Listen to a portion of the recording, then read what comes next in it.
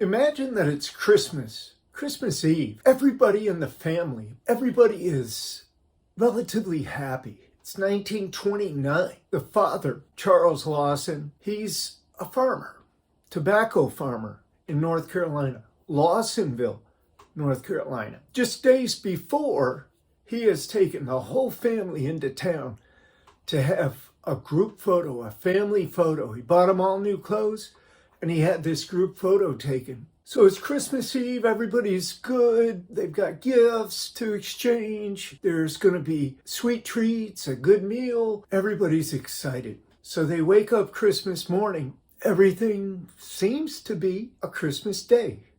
Everybody's festive, there's a few gifts to exchange. The father, Charles Lawson, takes his son, Arthur, out to hunt for a little while. They run out of ammunition, or so Charles tells his son. He sends his son into town to get some more ammunition. And when his son leaves, Charles Lawson loads up his shotgun and goes back to the house. One of his daughters was coming out of the house toward the barn, and he just beat it down on her and pulled the trigger, and down she went. I think she was 12 years old. At the sound, another daughter came out of the house, a younger one. He walks up with the gun still shouldered, another shell in the chamber, and he shoots her. Down she goes. The mother, he keeps walking to the porch, and the mother comes, and her eyes are wide, and she doesn't know what's going on. She's hearing these gunshots, these shotgun gunshots right outside the house, and she sees her daughter fall, all bloodied. So she runs to help her. She's in kind of a semi-state of shock, I imagine. And there on her blind side is her husband with the shotgun. He shoots her, and puts her down, but she's still alive. She's still moving around a little bit. So he uses the butt of the gun to bludgeon her head a few times, crack her skull, make sure that she's dead. Then he goes about searching the house for the rest of the kids. And there's a number of them. Two of his sons, his younger sons, they run and hide. They've got a hiding place in the house, some secret little place that they think they're going to be safe. But Charles Lawson knows where that is. And he finds them and he kills them right there. Imagine these boys are somewhere up under a desk, or maybe behind some little door that opens into the attic or into a closet space or something. And they believe that they are completely safe. And here comes Daddy with the shotgun. Oh my God. He blasts them, kills them, bludgeons them to make sure they're dead. Now he walks to the house and he locates his youngest children. A couple of them still toddlers. He goes ahead and he shoots them with a shotgun. Imagine, 12-gauge shotgun shooting 4-year-old, 3-year-old, 2-year-old. There was one baby who was 3 months old, still in the crib, probably by this time crying like crazy, scared to death. Charles Lawson went in there and he used the butt of the gun. He didn't shoot the 3-month-old. He used the butt of the gun and just smashed its head, bludgeoned the baby to death. Charles Lawson then steps over all these bodies in his house. Massive blood all over the place. It must have looked like a slaughterhouse. Christmas Day, and your father has bugged out to the nth degree. There was no sign that this man was going to do this. No sign whatsoever. None. He's stepping over the bodies, he's stepping through the blood, and he starts walking around a tree, just circumambulating the tree, around and around and around for probably hours.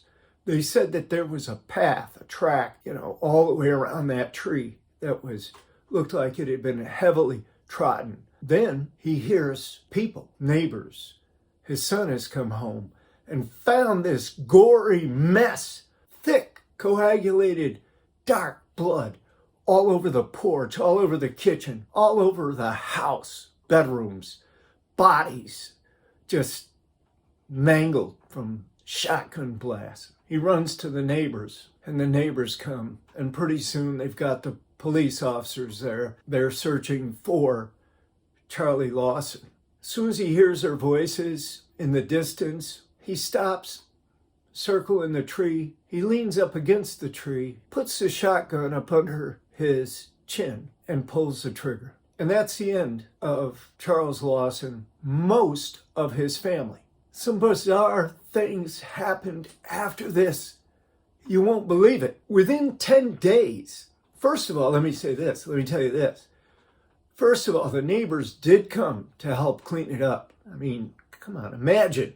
Back then, 1929, all these bodies. You didn't have a coroner, ambulance, or van to carry these bodies. You didn't have black bags to put them in. You either dragged them or you picked them up. 2 people, 3 people, whatever it took, and you carried them. You carried those dead bodies, blasted, mangled, bloody bodies. You carried them probably to a wagon, maybe to the back of a truck, but probably to a wagon. And you just load up the wagon with dead bodies. The neighbors, they're the ones that went to clean up the blood. And they tried to clean it up with a flat shovel and put it in buckets. Put the coagulated blood into buckets and just take it out in the woods and throw it. Can't imagine the horror of this. Can't even imagine. Christmas Day, Christmas murders, Christmas mayhem. Within 10 days, Arthur and Charlie's brother, William, concoct this plan to sell tickets to the house. People are coming from all over the place. They've heard about this, and they want to come. They want to visit this place where all these people were murdered, where all this blood was splattered around this house. And they want souvenirs. They want to take something. For example, the pie the cake that Marie had baked earlier that Christmas morning, had raisins in it. And they would take the raisins out of the cake, pull them out, put them in their pocket. They just wanted something, a souvenir. So Arthur and his uncle, within 10 days, they set up this scheme to charge people. They put up a fence all the way around the cabin, the property. And then they started to charge people to come in and see the house, the bloody mess that was left. And he, meaning Arthur, would give them a tour of the place. Here's where my little sister was killed. Here's where my mother was shot. And here's where my brothers were found hiding when they were killed, shot with a shotgun and bludgeoned. Here's my little baby brother, 3 months old. He was in this crib. That blood, yeah, that's his blood. Those brown stains all over. Macabre stuff. Scary stuff. Now, why did Charlie Lawson do this? What clicked? What broke? What snapped? What made him go over the edge like this? Could be a number of factors. And it could be a combination. It may not be any one of them. It may be a combination of all of them. So Charlie Lawson was a farmer. He was raised in tobacco, but 1929 is the Great Depression is on. Nobody really is selling much of anything. People are down on their luck. Soup lines, soup kitchens, bread lines. It's miles long in some places. People waiting just for a piece of bread. That's the shape that the country was in. It had to have affected the Lawsons as well. It affected everybody else. Maybe the fact that he had this great big family and he had a mortgage on the farm there that he had to keep paying. Maybe he just decided that all this was just too much, that he couldn't do it. And he didn't want to do it anymore. And that there was no way out. And so he decided, without me, my family's just going to be on the dole. They're just going to be, my wife will be widowed, my kids, they'll just be in the poorhouse somewhere. It's better that I kill them. It's better that I take them out than that they stay here. I'm responsible for them. I helped bring them into the world. I ought to help take them out of here. Maybe he thought like that, which is crazy, crazy bizarre. But these things were going through his mind, I'm sure. Maybe it was something else. Maybe it was some kind of reaction to bootleg liquor. Maybe he got a bad batch and he blacked out, or it turned him mad. Some of that whiskey or liquor back then that was being moonshined, yeah, if you drank it, it was poison. It was straight up poison. It would poison you. It would make people have weird, strange phenomena, like not being able to use their legs, etc., and so on. Maybe that's why he kept walking around the tree, was just so he could use his legs again. But it was also rumored that he was having incest with his oldest daughter. So she was probably 15 or 16 at the time. And it was speculated that she might have been pregnant by him and that he killed the whole family to hush that up. We'll never know. We will never, ever know exactly why Charlie Lawson, on Christmas Day in 1929, in Lawsonville, North Carolina, murdered his entire family except his 16-year-old son, Arthur. And that is just another quandary.